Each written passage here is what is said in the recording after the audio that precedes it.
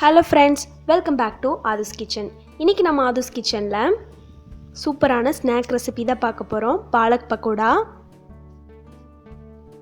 அதுக்கு sauce பேன்ல 2 cup அளவுக்கு தண்ணி சேர்த்துக்கிறேன். தண்ணி சூடானதும் ஒரு கைப்பிடி அளவுக்கு பாலக்கீரையை அதில் சேர்த்துக்கலாம்.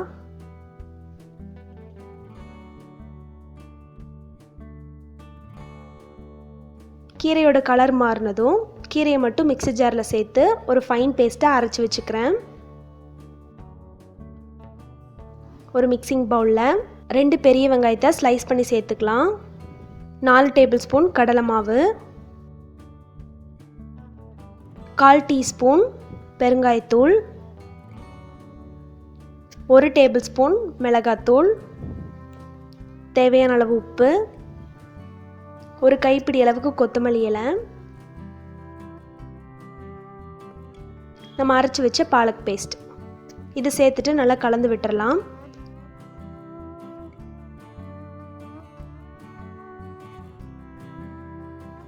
ரொம்ப கெட்டியாக இருந்ததுன்னா கொஞ்சமாக மட்டும் தண்ணி சேர்த்துக்கலாம். நான் தண்ணி எதுவும் சேர்க்கல.